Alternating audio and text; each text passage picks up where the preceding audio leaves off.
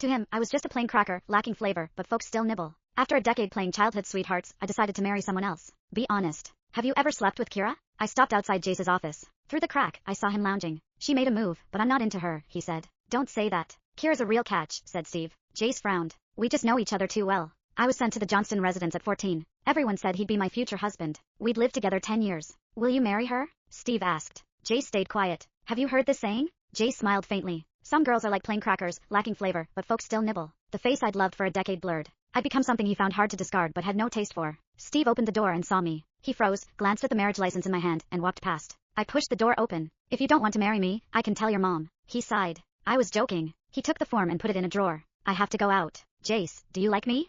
He smiled. Of course. Why else would I get your favorite pears, bring roses, and want to marry you? Every time he smiled, I surrendered.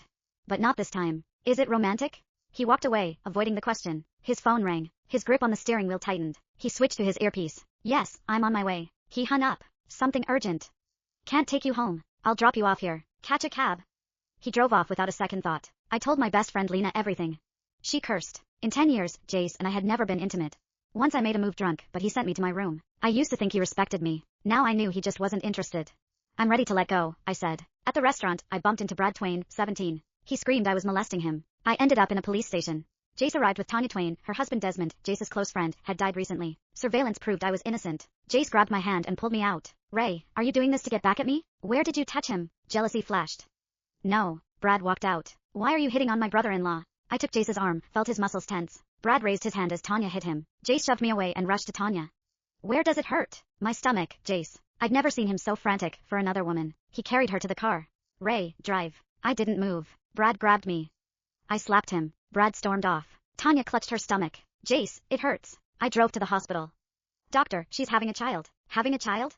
Desmond's gone. Is the baby yours? Of course not. It's Desmond's. He asked me to take care of her.